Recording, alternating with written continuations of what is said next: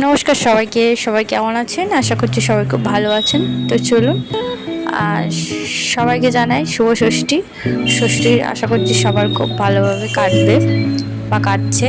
তো অনেকেই হয়তো আগের দিন বাবার বাড়িতে পৌঁছে গেছো, কেউ বা পরের দিন। তো আমি এই যে বেরিয়ে রেডি সেডি হয়ে আমি আমার বর দেখতেই পাচ্ছ চলে এসেছি বাপের বাড়ি। আর এসেই ফার্স্ট এই যে খেয়ে নিয়েছি নান। আর ওটা কিছু একটা মানে ছোলা পনির টাইপের কিছু একটা করেছিল, বা তার সঙ্গে ছিল মিষ্টি। তো তারপরে যে ষষ্ঠীর আয়োজন, দুই জামাই বসে গেছে, আর মধ্যিখানে মধ্যিখানে বসে গেছে কে, তাকে নিশ্চয়ই যারা আমার রেগুলার ভিডিও দেখো তারা চিনতে পারছো, আমার বাড়ির ছেলে। তো আজ পর্যন্ত বাড়িতে যা যা হয়ে এসেছে, কোনো বার্থডে সেলিব্রেশন বা যে কোনো জিনিস, ভাইফোঁটা, তো উনি সব সময় প্রতিটা জিনিসে উনি থাকবেই। মানে ওনাকেও মানে বাকিদের যেটা করা হবে, মানে ধরো দেখতে পাচ্ছ এখানে দুই জামাইয়ের যা যা এখানে করা হচ্ছে ওনাকেও তাই করতে হবে। যেমন বরণ করতে হবে, ওদেরকে খাওয়ালে ওকেও খাইয়ে দিতে হবে, বা যদি ওদেরকে মালা পরায় ওকেও মালা পরাতে হবে, হাতে যদি ধাগা বা কিছু বেঁধে দেয় সেটাও ওদের বেঁধে দিতে হবে। প্রত্যেকটা জিনিস দেখতে পাচ্ছ, এই যে মা ধান দুল্প দিয়ে আশীর্বাদ করছে, তো ওকেও কিন্তু করতে হবে, না হলেই চেঁচানি শুরু, মানে কান্না চেঁচানি। আর একটা জিনিস মানে তোমরা নিশ্চয়ই বুঝতে পারছো, লেটেস্ট মানে আমার বর এখানে দেখতে পাচ্ছ ধুতি পড়েছে।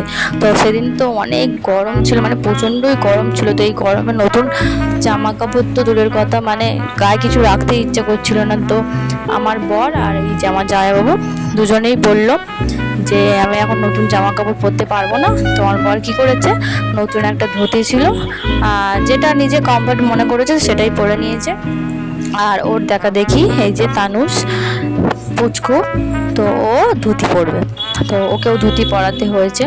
মানে এত বায়না। তো সেই সময় এক খেল হয়েছিল, কিন্তু সেটা আর ক্লিপ নেওয়া হয়নি। সে ধুতি পরতে পারছিল না, তো আমার বর তো ধুতি পরতে পারেই না, অভ্যস্ত নেই জীবনে। ধুতি বলো লুঙ্গি বলো এসব কোনোদিন পরেনি। তো ওর তো অভ্যস্ত নেই, তাই জন্য ওকেও ধুতি আমার বড় জামাইবাবু পরানোর চেষ্টা করছিল যে পরিয়ে দিই আমি। তো যাই হোক শেষমেশ এইভাবে ধুতিটাও পরে, আর তানুষও পরে। তানুষ কী করেছে, পরার পর খুলে গেছে ধুতি। তো খুলে যাওয়ার পর ও বলছে আমার ধুতি খুলে গেল বলে এরকম একটা কান্না শুরু করেছে।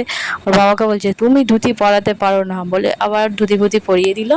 তো পরানোর পর তো এই যে বসেছে। তো যাই হোক ভিডিওটা বলো। এই যে ষষ্ঠীর সকালটা ঠিক এরকমভাবেই কেটেছিল। তারপর দুপুরবেলা লাঞ্চে অনেক কিছুই ছিল, আর সেরকমভাবে ভিডিও করার টাইম পাইনি। তো দুপুরের লাঞ্চেও ছিল কিন্তু চিংড়ি মাছের মালাইকারি,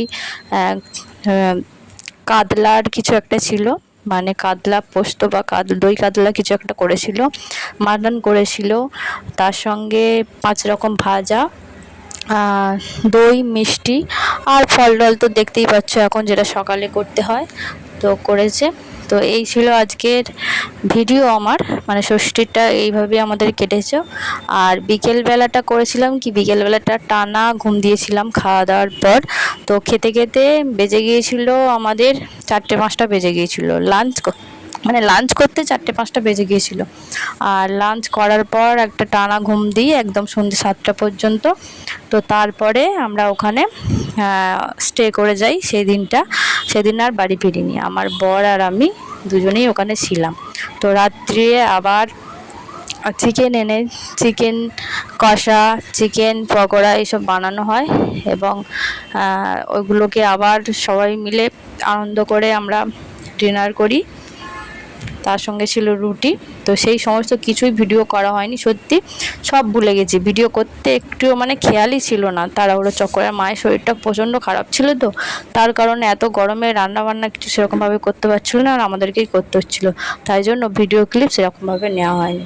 তো চলো বন্ধুরা, ভিডিওটা দেখতেই পাচ্ছ কী কী হচ্ছে। তো এইভাবেই আমাদের ষষ্ঠীর দিনটা কেটেছে। তো তোমাদের কেমন কেটেছে তোমরাও জানিও কমেন্ট করে। তো অবশ্যই ভিডিও আশা করছি, অবশ্যই না আশা করছি যে তোমাদের আমার ভিডিওটা ভালো লাগবে। তো যাদের যাদের ভালো লেগেছে বা ভালো লাগছে তারা একটু কমেন্ট করে জানিও যে তোমাদের কেমন লাগলো। তো চলো আজকের মতো ভিডিওটা এখানেই শেষ করছি, দেখা হবে নেক্সট কোনো ভিডিও নিয়ে। তো যাই হোক, বলতে বলতে তুতলে যাচ্ছি, একটু ম্যানেজ করে নিও, কিছু মনে করো না, সরি। তো যাই হোক, যদি তোমাদের আমার ভিডিও ভালো লেগে থাকে তো অবশ্যই আমার চ্যানেলটা সাবস্ক্রাইব করে দিও, পাশে থেকো, যেন এইভাবে তোমাদেরকে ভিডিও দিতে পারি, প্রত্যেকটা ভিডিও শেয়ার করতে পারি। আর অনেকেই তো জানো যে যেহেতু আমি নেল আর্টের কাজ করি, ওই সব দিক থেকেও প্রচণ্ড কাজের চাপ থাকে, আর সংসারে তো কাজের চাপ থাকেই, তার মধ্যেখান থেকে ভিডিও বানাতে হয়। তো চলো ভিডিওটা আজকের মতো এখানেই শেষ করছি। তো দেখা হবে নেক্সট কোনো ভিডিও নিয়ে, আর কোনো কথা সেরকমভাবে বাড়াচ্ছি না, তো ভিডিওটা অনেকটা লং হয়ে গেছে। তো যাই হোক, টাটা, সবাই খুব ভালো থেকো।